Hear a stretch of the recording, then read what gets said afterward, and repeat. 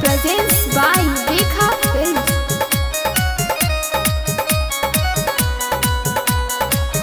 लाइक भी को वीडियो बनाई खूबे झमकाई के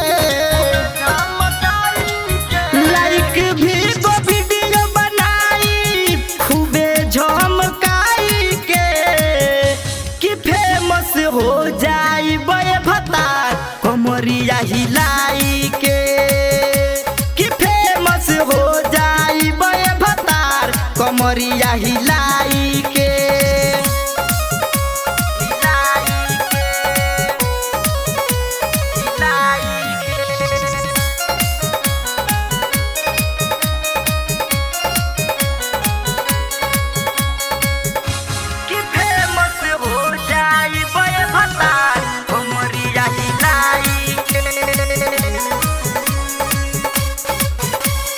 देखी सारा गौआ देखी सहरिया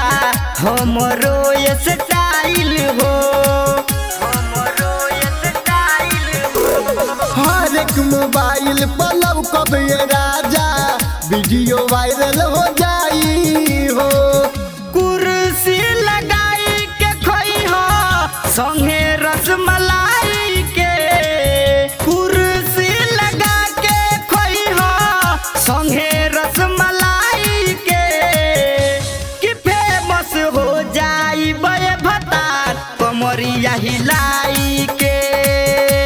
कि फेमस हो जाई बे भतार कमरिया हिलाई के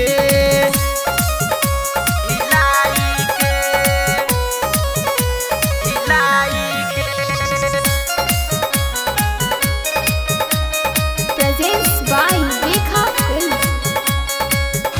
कि फेमस हो जाई बे भतार कमरिया हिलाई के रवि सजनवा मनी ना कहनवा कलाकारी देखाइब हो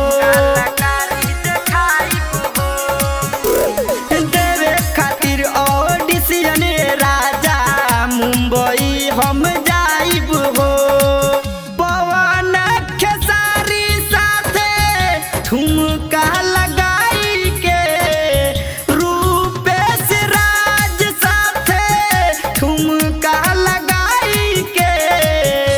कि फेमस हो जाई बे भतार कमरिया हिलाई के कि फेमस हो जाई बे भतार कमरिया हिलाई के Rekha Digital Recording Studio, Bettiya.